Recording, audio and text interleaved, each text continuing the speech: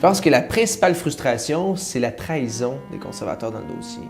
Ça fait 2 ans qu'ils nous demandent des preuves, un plan d'affaires.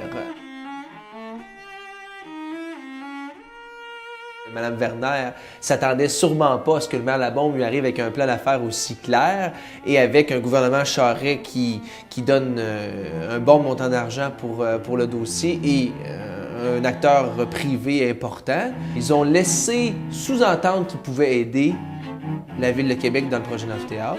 Et ils se sont trompés dans leurs mensonges, puis là, ben, ils se sont en guillemets, un peu justifié en disant « Ah, ben là, finalement, on n'a pas de programme. » Ils se sont dit « Si on donne ça à Québec, on va se faire critiquer dans le reste du Canada, on risque d'affaiblir notre base militante puis nos votes à l'extérieur. » Donc, ils ont clairement abandonné le Québec.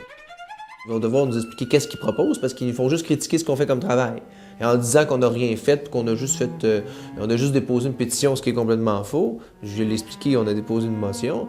Mais qu'est-ce qu'ils proposent d'autre? La solution la plus simple, la plus efficace à court terme, c'est de respecter ce que la Chambre a décidé, de respecter la démocratie, puis de faire en sorte que ce qu'on a voté à la Chambre des communes il y a près d'1 an soit respecté, puis que les travaux se fassent. Ce que le chantier des vies, ce qu'on dénonce principalement dans ce dossier-là, c'est qu'il y a une clause qui a été ajoutée pour nuire à la dévie.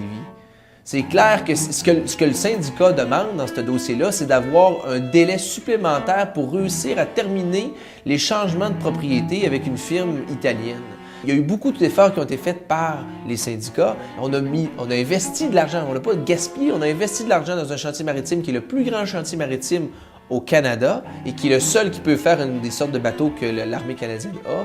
Et là, maintenant, on se dit non, on investit cet argent-là, on a les moyens, on a les ressources, on a la restructuration qui est faite pour pouvoir répondre à un besoin du gouvernement canadien, qui est le contrat du siècle, 35 milliards sur 30 ans.